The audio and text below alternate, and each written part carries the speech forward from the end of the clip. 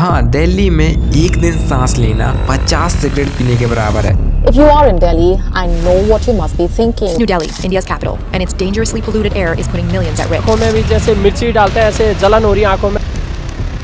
दिल्ली का पॉल्यूशन अब एलियन भी देख सकते हैं, मतलब कि दिल्ली का पॉल्यूशन स्पेस से भी दिखाई देता है। अक्टूबर से लेकर फरवरी तक दिल्ली एक सिटी नहीं बल्कि एक गैस चैम्बर बन जाता है। हर साल अक्टूबर से नवंबर आते ही दिल्ली का पॉल्यूशन विराट की तरह रिकॉर्ड तोड़ने लगता है। लेकिन हम और सब लोग सिर्फ दिवाली पे ब्लेम डालते हैं, जिस पर मैं ऑलरेडी वीडियो बना चुका हूँ। अगर हमें वाकई अपने देश के लिए कुछ करना है तो हमें इन 5 सॉल्यूशन पर काम जरूर करना होगा। लेकिन अभी सॉल्यूशन की बात करूँ तो बस पटाखे बैन कर दो, वो भी शादियों में नहीं, पॉलिटिकल विक्ट्रीज में नहीं, न्यू ईयर पर भी नहीं, सिर्फ दिवाली पर बैन कर दो। सिर्फ दिवाली के पटाखों से पॉल्यूशन होता है, बाकी किसी से नहीं होता। पॉल्यूशन तो हर साल ही होता है, लेकिन असली दिक्कत की बात यह है कि कोई भी सॉल्यूशन पर बात नहीं करता। कहते हैं दिल्ली दिल वालों की है, शायद इसीलिए सब लोग दिल देख रहे हैं, फेफड़ों की चिंता किसी को नहीं है। दिल्ली है एक रईस घिनौने बच्चे की तरह जिसकी कोई साफ नहीं करना चाहता, लेकिन उसे अपनाना हर कोई चाहता है। आज दिल्ली के पॉल्यूशन की भी बात करेंगे, सॉल्यूशन की भी बात करेंगे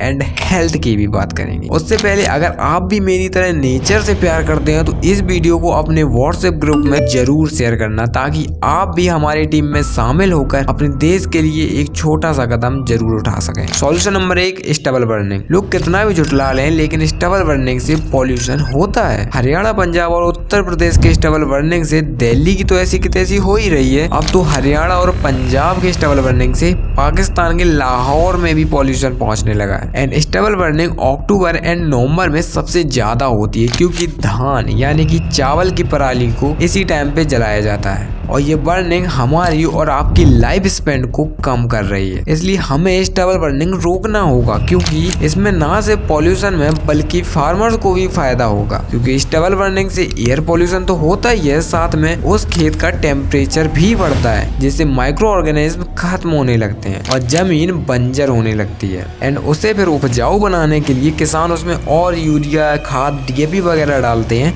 तो मिट्टी लॉन्ग टर्म में खराब होने लगती है एंड वो पानी भी ज्यादा सपोकती है, जिससे किसान भाइयों को और ज्यादा प्रॉब्लम फेस करनी पड़ती है। 2017 में पंजाब गवर्नमेंट ने कहा था कि स्टबल बर्निंग मैनेजमेंट इंफ्रास्ट्रक्चर की कमी है।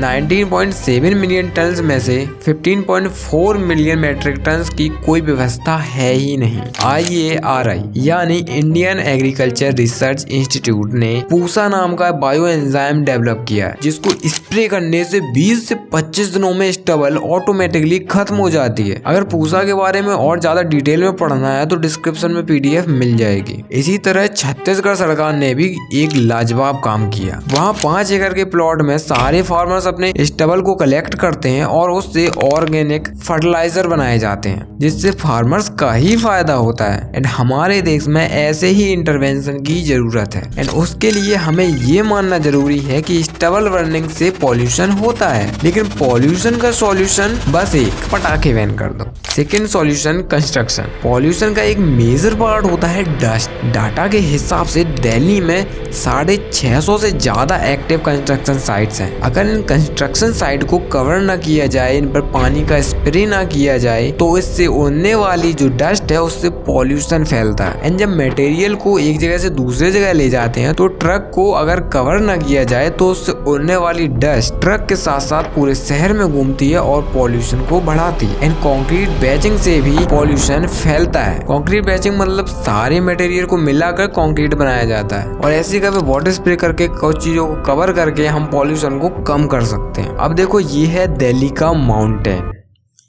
वेस्ट का, और जब ये ज्यादा बढ़ने लगता है तो इसमें आग लगा दी जाती है और ये सारा कचरा हमारे ही घरों से निकलता है और हम उसे प्लास्टिक के पॉलीथिन में भर कर फेंक देते हैं, जिससे मीथेन गैस निकलती है एंड हीट और ज्यादा बढ़ती है। एंड एक डाटा के हिसाब से दिल्ली हर दिन 200 से 250 टन कचरा जला देता है। Third solution of pollution, electricity. India में इलेक्ट्रिसिटी कोल से बनाई जाती है। इंडिया के 218 गीगावाट कोल प्लांट में से सिर्फ 10% पॉल्यूशन प्लांट में पॉल्यूशन कंट्रोल पावरफुल इक्विपमेंट लगे हुए हैं। कोल से जब इलेक्ट्रिसिटी बनती है तो सल्फर डाइऑक्साइड ब्रेक डाउन होते हैं जिससे सल्फेट बनते हैं। पूरे इंडिया के स्मोक का 1/3 स्मोक सल्फेट से ही आता है। एंड इंडिया में हमें हमेशा एक चीज चूज करनी पड़ती है, हेल्थ या फिर ग्रोथ। दिल्ली में 9000 से ज्यादा ढाबे हैं जहां पर कोल यूज किया जाता है। एंड इसी के काले धुएं से आपको कैंसर जैसी बीमारी भी हो सकती है। एंड आज भी लाखों करोड़ों घरों में लकड़ी जलाया जाता है और खाना बनाया जाता है जिससे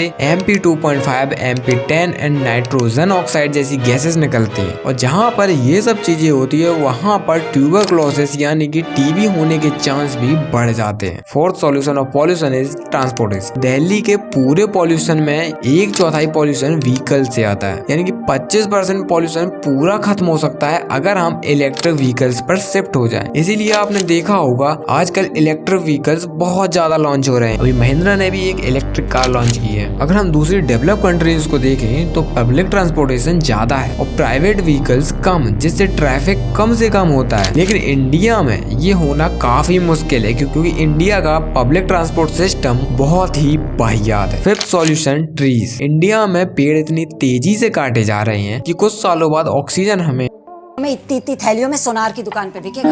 पेड़ हमें ऑक्सीजन देते हैं एंड पॉल्यूशन को भी कम करते हैं, इसलिए अपने बर्थडे पर एक पेड़ जरूर लगाना। लेकिन अब आपके मन में मेरे लिए क्वेश्चन एंड गालियां भी जरूर आ रही होंगी कि कंस्ट्रक्शन तो पूरे साल होता है, व्हीकल्स भी पूरे साल चलते हैं, कोल भी पूरे साल यूज होता है, तो अक्टूबर से फरवरी के बीच में ही पॉल्यूशन क्यों फैलता है? क्योंकि दिल्ली में पॉल्यूशन तो हमेशा ही रहता है, लेकिन इस टाइम स्टबल बर्निंग से पॉल्यूशन हद पार कर देता है और गवर्नमेंट बस पटाखों को बैन करती रहती है। इसलिए हमारे साथ इस वीडियो को दोस्तों को भेजकर हम खुद अपने देश के लिए एक छोटा सा कदम जरूर उठा सकते हैं।